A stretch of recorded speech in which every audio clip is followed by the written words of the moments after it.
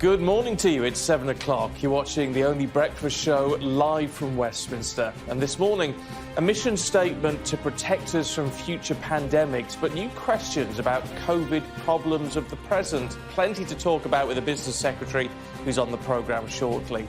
Plus, we'll be joined by the man in charge of the Novavax trial after the news that the UK has signed a deal to manufacture 60 million doses. Also, the 6-month window calls for victims of domestic abuse to be given more time to report crimes before the chance of prosecution elapses. At 8:30, we'll speak to a survivor alongside Labour's Jess Phillips. And at 8:45, we meet the retired Dorset plumber who's rocking the world of fossil hunting. It is Tuesday, the 30th of March. Nobody is safe until everyone is safe. The Prime Minister joins world leaders calling for an international treaty to fight pandemics. Don't let your concerns be the thing that widens racial inequality in our society. So Lenny Henry joins celebrities calling on black communities to have their COVID vaccine. Protests at day one of the trial of the former police officer accused of murdering George Floyd. We speak to the Floyd family lawyer. Everybody is saying this is your opportunity, America, to show us that you are the beacon of hope and justice when it comes to equality and justice for all. Fleeing for their lives, we're with the refugees escaping over the border from the violence in Myanmar. How the pandemic began. Sky News sees a draft report of the World Health Organization's take on the origins of COVID-19. We'll reveal what it says. And yesterday we saw the highest temperature of the year so far, but today we are likely to beat it, as it will be widely warm and sunny, but still wet and cold across northwest Scotland. I'll have the details for you later. A very good morning to you. Nobody is safe until everyone is safe. That's a warning from world leaders this morning, calling for an international treaty to fight future pandemics. They say it's a case of not if, but when. The UK is amongst 24 world leaders and the Director General of the World Health Organization calling for a post-World War II style treaty to protect future generations. Meanwhile, Boris Johnson has announced up to 60 million doses of the Novavax vaccine will be manufactured in the UK. And a group of high-profile stars led by Sir Lenny Henry have penned an open letter encouraging black communities to get a vaccine. It comes after figures from the Office for National Statistics taken from the 13th of January to the 7th of February showed less than half of black or black British adults said they were likely to have the vaccine. Ali Fortescue reports. Dear mums and dads. Familiar faces dispatched to dispel disinformation. Nephews. Nieces. While other communities are rushing to get the vaccine and millions have already been vaccinated, some black people in our community are being more cautious. Sir Lenny Henry is leading the host of Household Names, writing an open letter and releasing this video, asking Black Britons to trust the COVID vaccine. We love you. A direct appeal to communities where uptake is low. But will it work? There's no celebrity out there that's going to affect my judgment. It's just basically what information I take in, and then I'll just make my judgment of that. Would you take it, yes, no, and why? We're talking to people in North London with NHS doctor Amika. This vaccine's a blessing. And I think slowly, the more uptake we see, especially from our communities, from, black and Asian and minority ethnic people, the faster we're going to get out of this pandemic. At this point, no, I wouldn't take it. Okay. We just ignored it, this information, yes. He's seen firsthand the impact not being vaccinated can have. Now he's on a mission to change minds. It's not fake. I'm happy to take it. I think it's a good thing. I don't think there's much downfall. It's one of those things you weigh out the options, and it sounds better to take it than not to take it. Yeah. I would question, the business side of it. And I guess, the pressure that the doctors received, to make the vaccine itself. Have you been struck or surprised by what you've seen when it comes to vaccine hesitancy? Honestly, I wasn't that surprised. I've seen it myself. unfortunately, I've seen people from the Black and Asian community die. And even then, some of their families still are hesitant to take the vaccine. We're part of two pandemics, a pandemic and an infodemic, where information is flying out the place. And I think we have to do more to crack on, misinformation going around the internet, because this is what's scaring people. MPs don't agree all the time. But on taking the vaccination issue, we do. We know that some ethnic minority groups are more likely to die from COVID and less likely to get the vaccine. COVID-19 has exploited the existing inequalities in our society. Lenny Henry is not the first to make a direct appeal. I feel like we should all be doing our part. I'm glad I've been able to educate you guys a bit. Take-up among young black people, in particular, is a looming test. The real success of our vaccine rollout will depend on it. And hopefully, obviously, when you're eligible, you guys can get yours and we can go back to living normal. For real. Thank you. Ali Fortescue, Sky News. Well, we're joined this morning by the Business Secretary, Kwasi Kwarteng. Good to see you this morning. I know we saw you in that report. We'll talk about that issue, the vaccine uptake issue, in just a moment. But can we start by looking at this sort of a deal, if you like, to a global cooperation to try to tackle this and future pandemics? I mean, it seems very impressive on one hand, but concerning on the other when countries like the United States don't seem to be joining up on it. I think it's a start. I think it's really important that we work collaboratively, internationally, with friends and partners in all countries to deal with what, after all, is a global problem. The pandemic emerged at the beginning of last year and has caused huge amounts of devastation. It's set economies back. It's taken thousands of lives. And I think it's absolutely the right thing for us to work internationally and cooperatively. How does that then tie in with things like the vaccine? I mean, there's been an awful lot of international cooperation in creating vaccines, but obviously, as we've seen with our relationship with the EU, some problems when it comes to distributing them. I think there have been a few problems, but generally what we've tried to do in the UK is roll out the vaccine as widely as possible. And we've had something like 30 million people receive the first dose, which is more than half the population. And we're working as well with European friends and allies to try and make sure that their populations are also vaccinated. So I don't think it's a competitive situation. I think that's an unfortunate way of looking at it. So where do we stand at the moment, considering we are doing so well in general terms on the vaccine rollout in the UK? Where do we stand on sharing some of our supplies? Are we at a point now where we can start distributing to other countries? I think our main focus at the moment is to try and vaccinate the whole adult population, and there's still a way to go on that. And also, the other thing that we have to stick to is, of course, the roadmap. And in order to get the roadmap, in order to reopen the economy, we've got to vaccinate as many people in our country as possible. What about somewhere like Ireland, which we know is in need of some doses, and in some respects our closest neighbour? When can we start helping Ireland out? I think our focus has to be to try and keep Britain safe. We want to work cooperatively as well with other countries, but the main priority is to get the vaccine rollout. Let's just work through our vaccine programme. It's been quite successful. This isn't the time to let up on it, and then we can go through the roadmap, and then if there are surplus vaccine doses, then we can share them. But there are no surpluses at the moment. We've still got a huge number to vaccinate. And where does that leave us then in terms of the news about Novavax and the fact that the 60 million doses are being made in the UK? I mean, I don't know how many of those the UK is thinking. Is the UK thinking of buying all of those 60 million doses? I mean, what's the process here?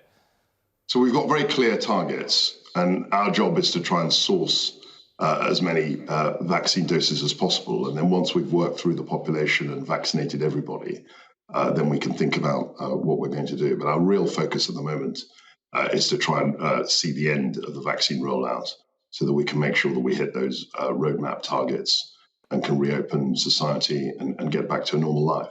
An awful lot of people, Minister, are going to be watching this and absolutely agreeing with you and saying, yeah, we've got to sort ourselves out first. And there's a lot of logic to that. A lot of people can understand that, but it does seem to jar slightly on the back of Boris Johnson saying, yeah, we need a global treaty on this, obviously helping out countries who are in a much worse position than ourselves. I mean, we can't look after ourselves first and be part of a global treaty helping others at the same time, can we? Well, we can, because the letter was mainly focused on future pandemics. It's trying to work out an international framework where we can be more resilient as an international community for future outbreaks of disease. Today, we've got a crisis upon us, and it's absolutely right that we should be focused on trying to deal with that in our own country and keeping our people safe so that we can get back to a normal way of life. In terms of keeping our people safe, and we saw you in that video that Sir Lenny Henry's fronting about, getting to the, really trying to get the message through to the black community to take the vaccine. Why is there so much hesitancy, do you think, in some parts of the black community? I think there's possibly a degree of misinformation. People share things on social media. I think there's a wariness sometimes. But what I would say on that is that I think at the beginning of the vaccine process, there was a lot more skepticism amongst certain communities here in the UK than there is today. I think we've made great strides, actually. And there's still a way to go, but I think there's been a huge improvement and a huge increase in uptake amongst vulnerable communities and amongst BAME communities as well. But it says a lot, doesn't it, that there is an element of mistrust of the authorities amongst black communities, if we use that as an example. That opens up a wider picture, doesn't it, as to how we need to tackle that problem and that mistrust in governance?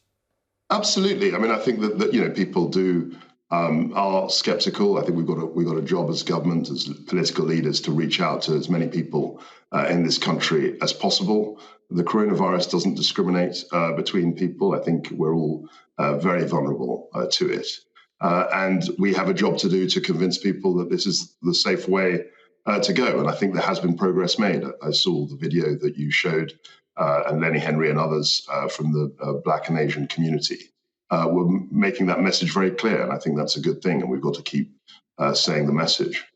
And it is incumbent on people like yourself, isn't it, as well, to not only sort of stand proud in government, if you like, or in politics, but you've got to also play a crucial role, presumably moving forward and getting more people from ethnic minority backgrounds or black backgrounds to actually really get involved in politics. Absolutely, you're absolutely right, and that's why I took part in the video. I mean, there were many other people in that video from different political parties. There was Diane Abbott, there was Dawn Butler. I was on the video. There were people from the entertainment, acting, all sorts of different professions who were trying to make their voice heard and encouraging people vitally to take up the vaccine, and that's absolutely the right thing.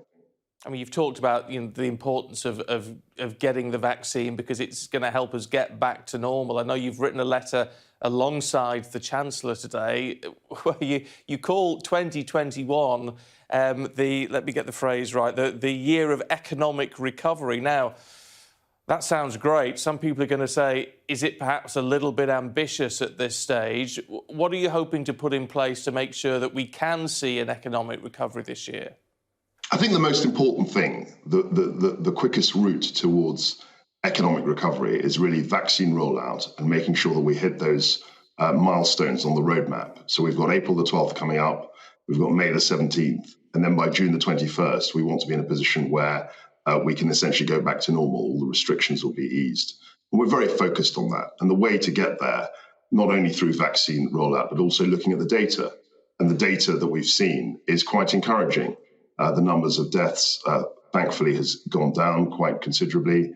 The hospitalization rate is also going down, and the infection rate is going down. And so we're looking at all those metrics, all that data, and we're trying to stick as closely as we can to the dates and the roadmap. And as far as I can see, as far as the Prime Minister can see in the data that we're looking at, there's no reason to think we can't hit those dates. Now, if we succeed in hitting those dates, there's no doubt to me that economic recovery is really possible because shops will be open, people will be going back to normal life, economic activity in this country will resume, And there's every prospect that 2021 will be a much more prosperous, successful year than 2020 was. But what about a more targeted recovery? Because people get into habits, we know that, and we're all shopping online at the moment. There's been this call for the shop out to help out for these sort of very small businesses on the high street who are just selling through, you know, their shops, not selling online. Would a scheme like that, in your view, help bring us back to the high street and help keep these small businesses alive? We're always looking at policies and ways in which we can regenerate the economy and drive growth. I think our focus at the moment is really to deal with the pandemic. Yes, it is true that the numbers are going down, but as we've seen in Europe, there's a third wave there. There are all sorts of risks out there that we have to be robust against. So that's where the focus is. We want to drive down those numbers, and we want to gradually open up the economy as was outlined in the Prime Minister's roadmap. And I think that's really where our focus is at the moment. Can I ask you about former Prime Minister David Cameron, who said it's just after the expenses scandal, I think, when he said political lobbying was the next big scandal waiting to happen. Now he's at the centre of controversy over the Greensill Corporation. Do the rules need to change? Look, I think people have looked at this. As far as I know, David Cameron did absolutely nothing wrong. He was a public servant for a long time. He's now gone into private life and was working for Greensill Capital. People have looked into his role. People looked into the fact that he may or may not have contacted people, officials in the Treasury. As far as I know, everything was above board. He's been largely exonerated, and I think we should just move on. But Sir Alistair Graham, a former chair of the Standards Committee, he's calling for an inquiry now, and there certainly seems to be, it could be argued, a lack of transparency as to exactly what's gone on. I mean, Greensill, for example, seemed to be having... Someone described it as a free run of Whitehall between 2012 and 2015 when David Cameron was still Prime Minister. Well, obviously, Sir Alistair Graham's committee, can look into exactly what they want. I think that there's been a lot of transparency, actually. There's been a lot of information about what David Cameron, what he said, who he contacted to within the Treasury. I think they've been very open about what's happened. And I think that lack of transparency, I don't think, is a problem in this case.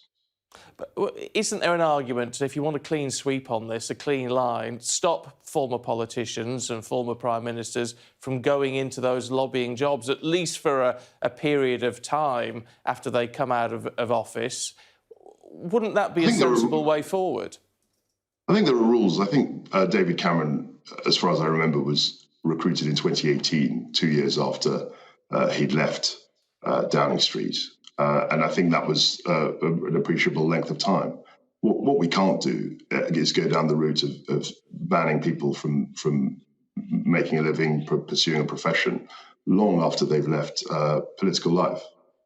OK, Minister, good to talk to you this morning. Thank you. Thank you. Well, our political correspondent, Kate McCann, was listening into all that. Can we start with this lobbying issue? Because it seems like this is a question which is going to build over the next few days, because there are questions about what goes on and some of the murky dealings in the corridors of power. And the propriety of former Prime Ministers and the way that they have access. And actually, this isn't just about David Cameron as a former Prime Minister, it's about his role when he was in government too.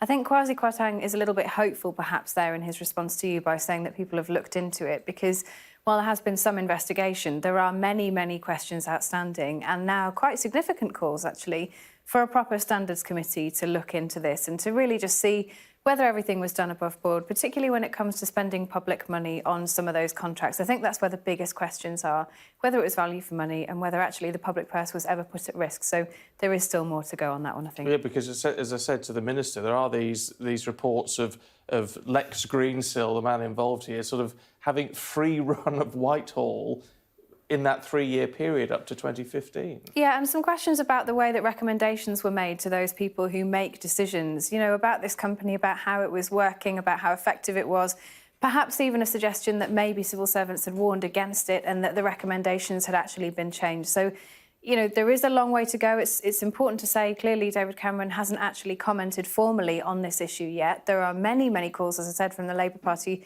just one of them, to do a proper investigation. I think there is still some way to go, some questions for the current government, actually, still to answer on that issue. OK, Kate, thank you. Well, at 7:30 this morning, we're going to be joined by Professor Paul Heath. He's the chief investigator of the UK Novavax trial, as the Prime Minister announces up to 60 million doses of the as-yet unapproved vaccine will be manufactured in the UK. To mark Autism Awareness Week at 9:30 this morning, we're joined by Bobby Trundley, the top racer at Team Brit, that is making motorsport accessible to people with disabilities. And the highest of the highs and the lowest of the lows. We'll talk to record-breaking Vanessa O'Brien, who became the first woman to climb Everest and go as far down the Mariana Trench as you can go. That's at 9:45. Now, the trial of Derek Chauvin, the police officer accused of murdering George Floyd, continues today. Yesterday, protesters gathered peacefully outside the court to demand justice. Sally Lockwood reports from Minneapolis.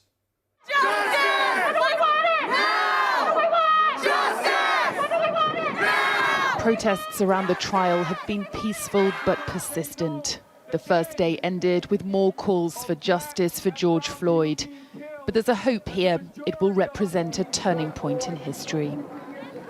Before the jury, former officer Derek Chauvin heard the prosecution's case that George Floyd would not have died were it not for his actions.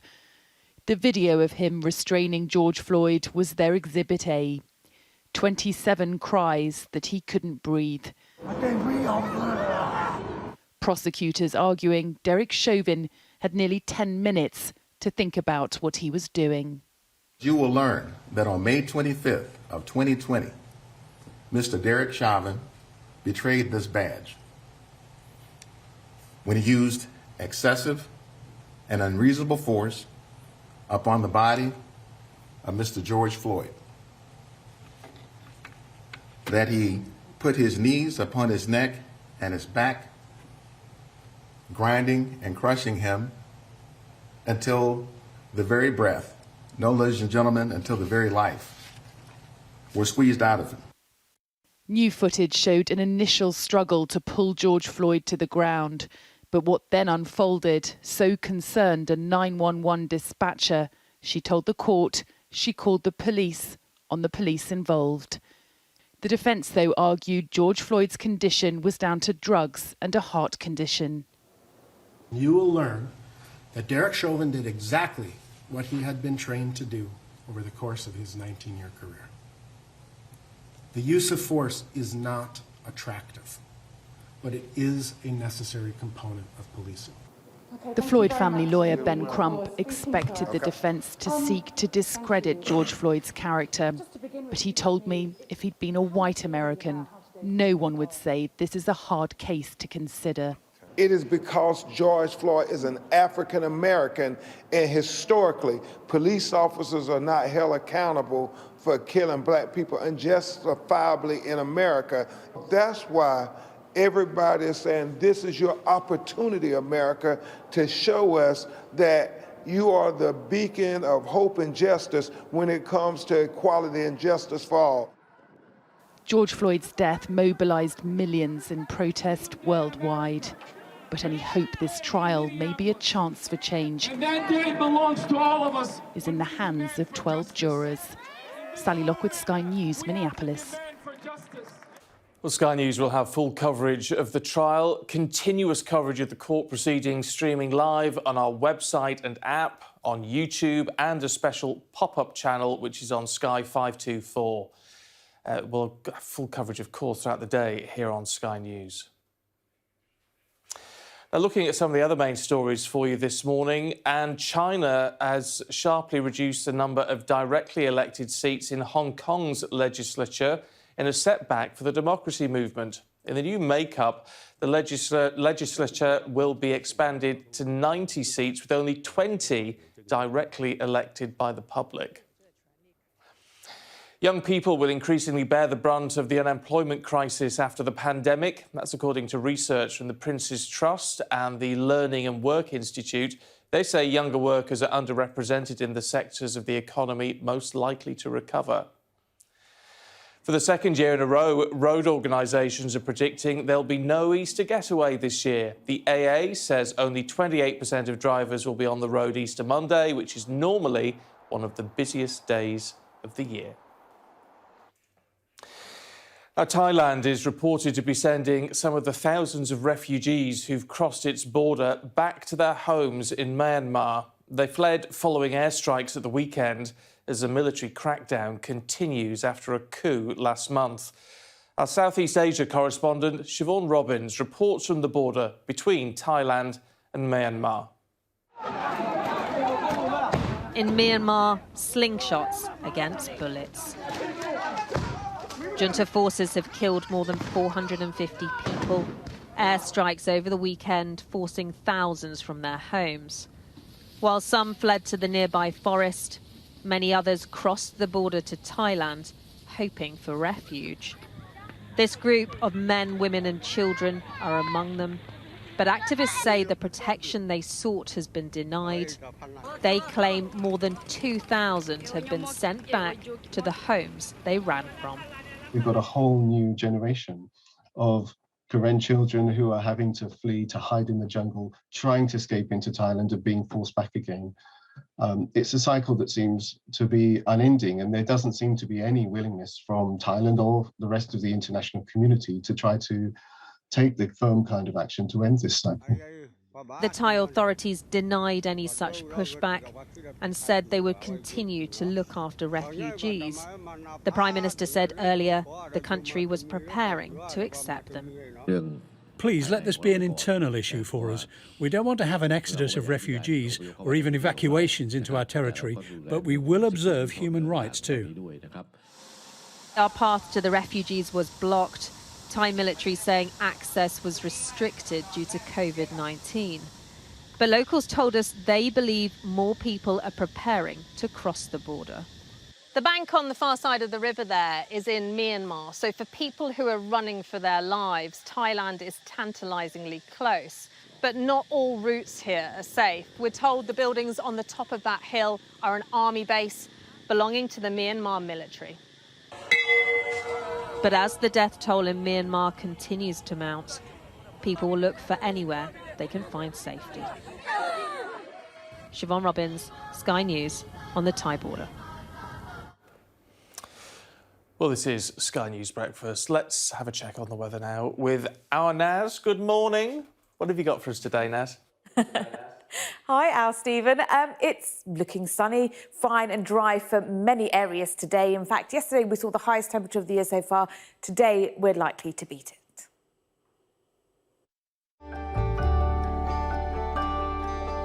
Look forward to brighter skies. The weather, sponsored by Qatar Airways. Good morning. Plenty of spring warmth out there for today. In fact, more than spring warmth, as temperatures are likely to be above average for the time of year once again. This time of the year, we usually see highs of around 12 degrees Celsius in the south and around 7 or 8 in the north. But today, we're likely to be way above that, around the early 20s across many parts of England and Wales, and in the high teens further north and west. To begin with, though, it's a chilly start across most of England and Wales. Frosty with some patches of mist and fog over the south and west. Cloudier elsewhere with a few spots of rain and heavy and persistent rain across the northwest of Scotland once again. And that rain will persist across the northwest of Scotland this afternoon. Still some heavy downpours, particularly across western parts of Scotland where there's the risk of flooding, as that rain has been there for the last few days.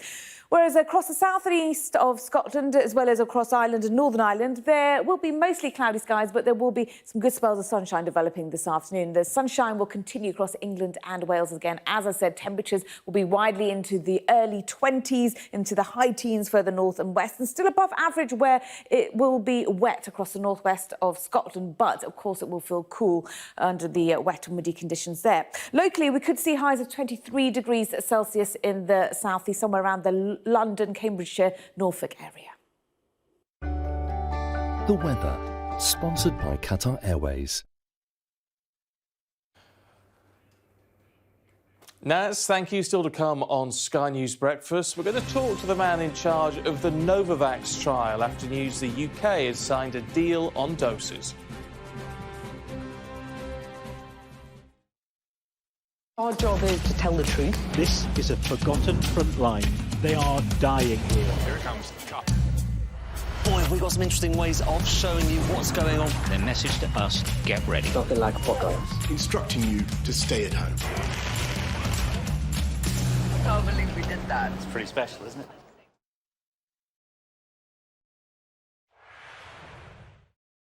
The mission behind my work is to try and use food stories to get behind the headlines, because I think we can all agree food is such a great unifier. And there's this old proverb that I really love that's an enemy is just a person whose story you haven't heard yet. And for me, food is such a great way to get into people's stories, and that's what inspired me to write my book. The book really has got kind of two purposes. One, in a year that realistically we're probably not going to get off on a foreign holiday, it kind of enables you to go on a little vicarious trip through your kitchen. Like today, I'm just cooking some nice Turkish eggs in a lovely menemen. But also, the book explores the stories of lots of refugees and migrants that I met throughout the Eastern Mediterranean. So we're talking about Greece, Turkey, and Cyprus. And it really tries to explore what borders and migration mean in an interconnected world, because, you know, borders and migration have just dominated the headlines, haven't they? Both here with Brexit, you know, across the Atlantic with Trump. I wanted to get behind that and try and use food stories to show the human face of people who need to move.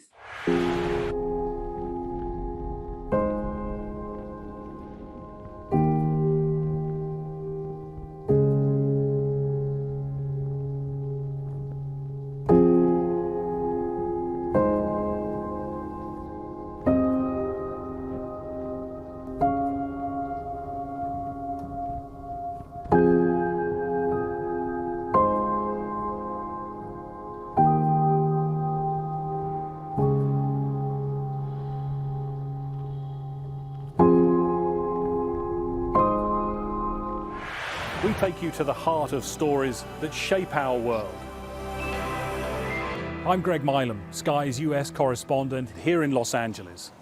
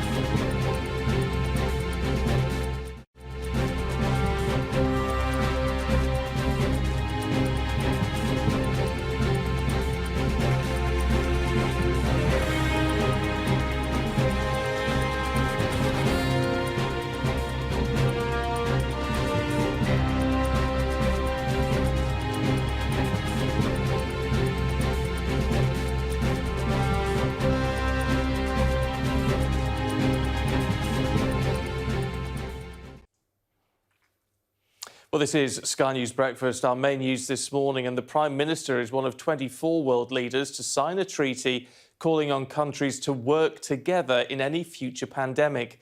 The letter urges nations to share medicines and vaccines, but earlier I asked the Business Secretary whether the UK was ready in this pandemic to share any of its vaccine supply. I think our focus has to be to try and keep Britain safe. We want to work cooperatively as well with other countries, but the main priority is to get the vaccine rollout. Let's just work through our vaccine program. It's been quite successful. This isn't the time to let up on it, and then we can go through the roadmap, and then if there are surplus vaccine doses, then we can share them. But there are no surpluses at the moment. We've still got a huge number to vaccinate.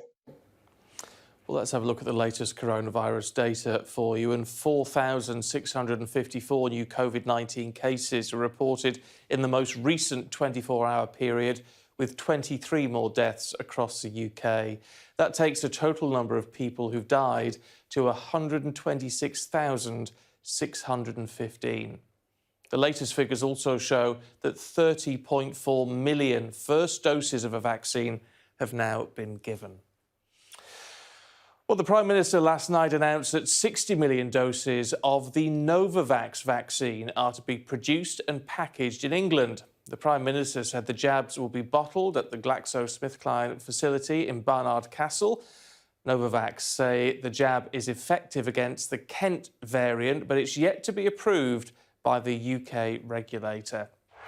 Well, let's talk to the UK Novavax trial chief investigator and director of the Vaccine Institute at St George's University of London, Professor Paul Heath. Good to see you this morning. Morning. Look, where are we in terms of Novavax and how close it is or is potentially to getting approved?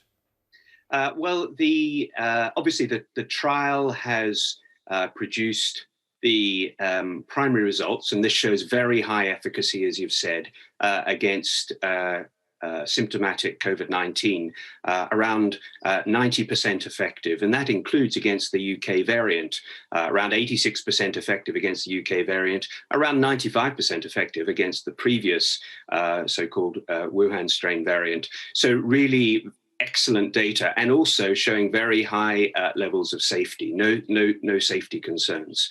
So all of this now is with the MHRA, and of course, they are diligently looking at all of the data and will, in good time, hopefully approve this vaccine to be implemented. And we, and on behalf of all of the investigators who have done so much work in getting this trial to where it is, and the more than 15,000 participants who took part in it, we're all very keen, of course, for it to be approved and then implemented rapidly in the UK. Where are we in terms of actually how this is delivered to us? Are we looking at a double dose, a single dose? Oh, so this is a 2-dose schedule. So 2 doses given 21 days apart is how it's been done in the trial. And that, I would imagine, would be the way it is implemented. Of course, in the UK, we take into consideration a range of other factors when considering the schedule for a vaccine, as we've seen with the extending up to 12 weeks for the Pfizer and the AstraZeneca vaccine. So I think it will depend on what is happening at the time the vaccine comes to be implemented in terms of what the schedule that will be used. But as I say, it was a 3-week schedule in the trial that we have done. Would it still be effective on a 12-week timetable? Look, the answer is we don't know, because we haven't looked at studies where the 2 doses have been given separated by more than 3 to 4 weeks. From a basic immunological principles, I think it probably would be. I mean, it is a subunit protein adjuvant vaccine, so it's vaccine technology that we're actually quite familiar with. There are a range of other vaccines that we routinely use that are similarly made. So the influenza vaccine is a subunit protein adjuvant vaccine, for example. And we know from other vaccines that we can extend the interval between doses and do so with confidence. So if we needed to for this vaccine, I'm sure extending that interval would be fine from the point of view of its effectiveness, yes. A lot of the effectiveness data that we've seen in the past, and I don't want to sort of get too involved in some of the figures because it just get a bit confusing, but a lot of it focuses on its effectiveness in various age groups. Now, of course, the older population and the clinically vulnerable have been of most concern, but we're heading to a point now where it is the younger end of the population who are still to be vaccinated. So does that impressive data that you came out with before, does that still apply to those, under 50? Oh, very much so. I think what we've shown with this vaccine is that it is effective in all ages. Obviously, the concern that we have, as you've said, is whether these vaccines are effective in the highest risk groups, particularly the elderly. And this vaccine certainly is, as indeed all of the other vaccines that have now been approved. They're all showing high levels of efficacy against disease in the elderly, as well as in those who have a range of other underlying health conditions. So this is great news. I mean, looking at a broader picture, just away from your sort of direct role, if you like, with Novavax, why is it important that we've got all these different vaccines out there now? Moderna, which we don't have in this country, but the AstraZeneca, the Pfizer, the Novavax. some people will inevitably say, well, why do we need so many different vaccines? Yeah, well, obviously, because there are so many people that need to be vaccinated. So we need to have a huge supply of vaccine in order to fully vaccinate our population. So that I think is the basic reason. There are other things that may be shown between the different vaccines ultimately. So it may be shown, for example, that certain vaccines are more appropriate for certain groups, for the elderly, for those with underlying health problems, and so on. And I think in time, it may be that we define different groups for different vaccines. We are, for example, contemplating vaccinating adolescents and children. We're contemplating and indeed vaccinating pregnant women. And it may be that studies will show, as I say, that certain vaccines are perhaps better suited to different groups. So to have this range of vaccines using a range of different technologies available allows us to ultimately refine the vaccine program. The next bit, of course, will be the booster doses. So we've already heard over the weekend a proposal that booster doses will be considered and implemented potentially later this year. And it may be that different vaccines are better suited to be booster doses. So again, having a whole range of different vaccines using different vaccine technologies allows us, as I say, to refine the program that we have at the moment. And what's your understanding of what is going to happen to the 60 million doses that the Prime Minister was talking about? They're being manufactured and packaged in the UK, but I mean, is your understanding that they are intended for use in the UK, or are they to go elsewhere? Well, I'm afraid I don't have any insight into that. I'm sure the intention, of course, is to implement those vaccines in the UK, at least initially. And that's what we would really like to see, because this has really been tested in the UK population. But I think, in going to your previous story, I think the more that we vaccinate our population and the more vaccine doses that we have, it means that there will be doses that we can then send to other countries that need it, because we, after all, do need to vaccinate the world. And I think as soon as we have done the priority groups in the UK, we should be contemplating sending spare doses to those countries who are not in the same fortunate position that we are. So potentially, ultimately, doses of the Novavax vaccine will go to other countries. But the first priority, of course, will be to complete the vaccine rollout in the UK. And I'm sure Novavax vaccine will be contributing toward that aim. I know it's a slightly difficult one for various reasons, but I want to talk about costs just briefly, if I can. I know you probably haven't got the exact figures with you. It may not be in your remit. But where does it fall within the general sort of cost scale? Because obviously the AstraZeneca vaccine was much, much, much cheaper than Pfizer. I mean, where does this lie on the scale? Well, you're right. It's not within my my remit or indeed my knowledge, but from what I'm aware, it falls somewhere between the AstraZeneca and the more expensive Pfizer and Moderna vaccines. But look, I think cost is something which depends on a range of factors, and so it may be quite different to that. And of course, we have no idea what the UK government has paid for this vaccine. Yeah, OK, well, we won't hold you to that. Professor Heath, good to talk to you this morning. Thank you. Thank you very much. Well, Sky News has seen a draft report of the World Health Organisation's findings into the origins of COVID-19. Let's talk to our Asia correspondent, Tom Cheshire, who joins us now. So what does it say, Tom? It says pretty much what we've already heard a lot of. It's very, very similar to the findings we heard when we went down to Wuhan, the press conference they held at the end of the 4-week trip. There is a few more details in there. You see some behind-the-scenes negotiations. They started in July last year trying to get access to China. And then when the WHO team arrived in China, their visits were strictly controlled, schedule prepared in advance. So questions really about how much they were able to do more than a year after the pandemic first arose in Wuhan, in Hubei province. But the main thing is we still don't know where COVID-19 came from. We've got some theories now. The most likely theory, according to the WHO report, is that it came from a bat to another animal, not yet identified, and then into humans. The thing it dismisses as least likely is the idea that it came from a laboratory. There are several virus laboratories in Wuhan. There have been speculation that COVID-19 might have escaped. They think this is extremely unlikely, but they haven't ruled it out.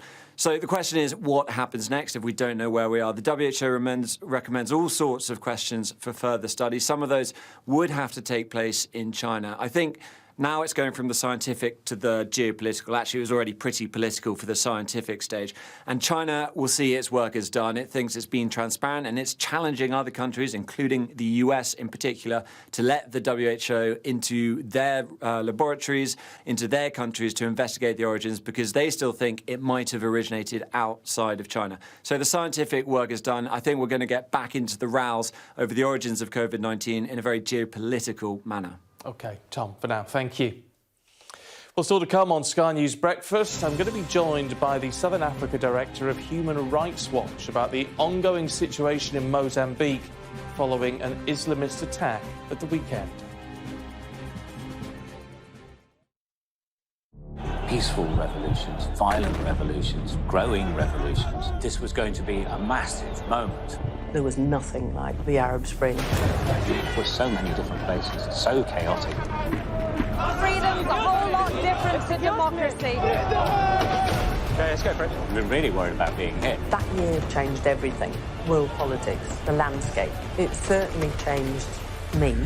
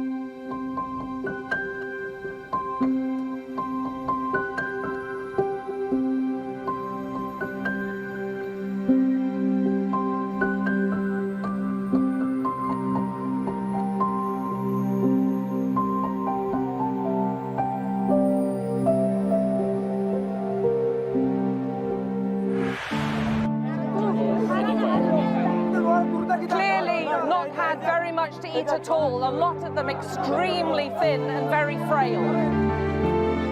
The people here are praying quietly to themselves. I'm Alex Crawford and I'm Sky's special correspondent based in Istanbul. Now they're trying to finish the job off so that they can move into the square. Okay, it's okay, don't worry, it's okay. They're becoming very sensitive about having the media around.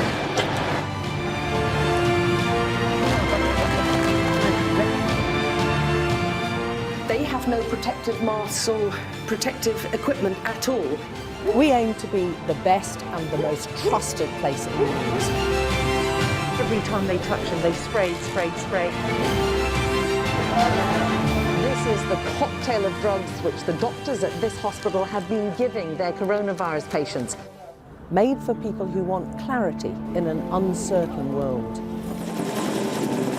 Very difficult for these firefighters to get a grip of it and get on top of it and put it out. I can't imagine how much plastic is lying at the bottom of this huge lake.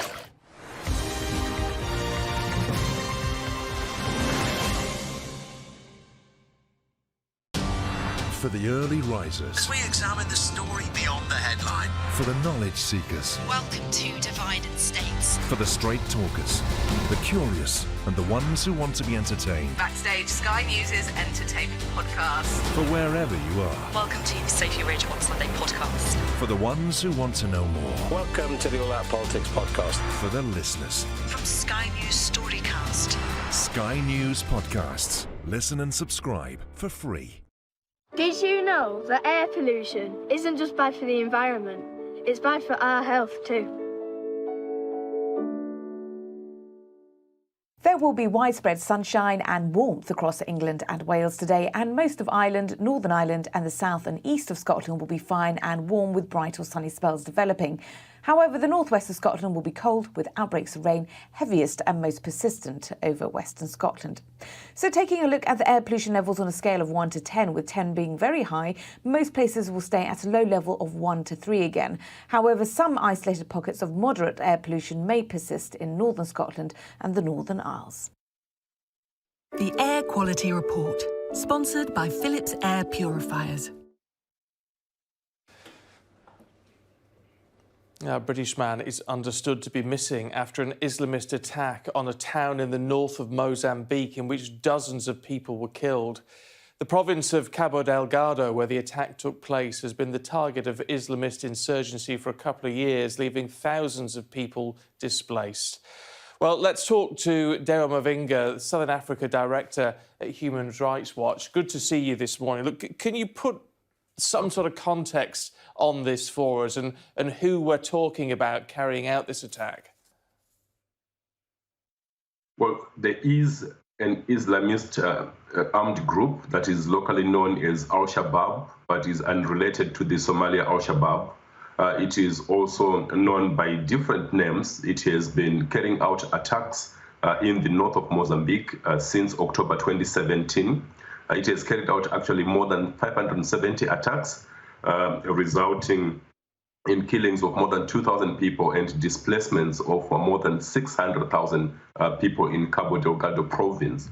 And it is this group that was responsible since last Wednesday for an attack on Palmer Town that resulted in the killing of dozens of people, including 7 people who were killed as they were trying to escape in a convoy to run away from the fighting in Palmer Town. I mean, do we know why this group is particularly targeting that province?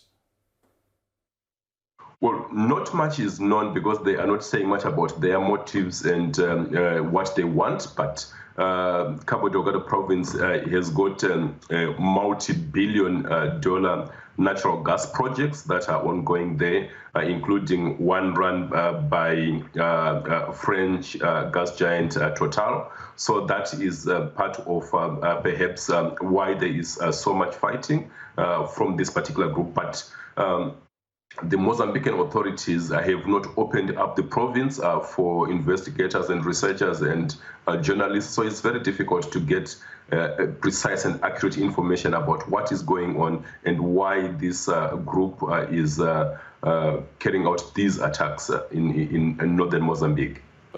I mean, presumably, the life in Cabo Delgado must be extremely difficult. If you say, as you say, 2,500 deaths or thereabouts and 700,000 people displaced. I mean, life must be absolutely miserable there at the moment. Absolutely. In fact, it is a massive humanitarian crisis that is there now.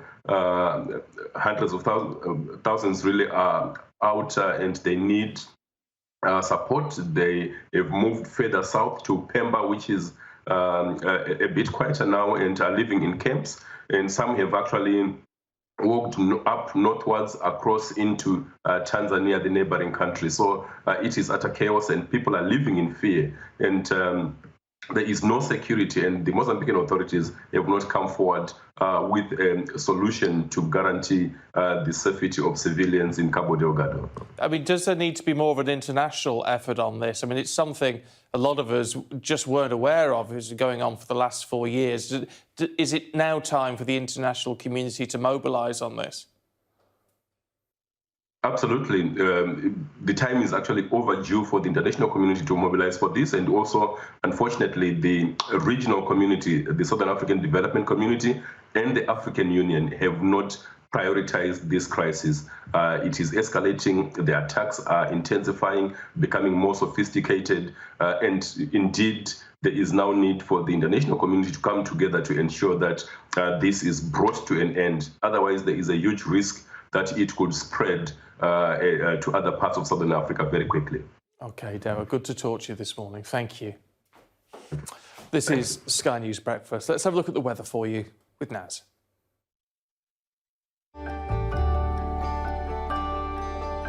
Look forward to brighter skies. The weather, sponsored by Qatar Airways. Good morning. Once again, we're looking at mostly fine and dry conditions across the vast majority of the UK and Ireland. It is going to be widely warm with temperatures above average pretty much everywhere. This time of the year, we'd expect to see highs of around 12 degrees Celsius across the south and around 8 degrees Celsius in the north. But we're widely going to see temperatures top up to around 20 to 21 degrees Celsius over England and Wales, possibly up to 23 degrees Celsius somewhere in the southeast, and in the high teens across Ireland, Northern Ireland to the south and east of Scotland. More in the way of cloud across these areas, but there will still be brighter sunny spells. Widespread sunshine for Ireland, England and Wales later after a chilly start, but the northwest of Scotland remains cool and very wet there. The weather, sponsored by Qatar Airways.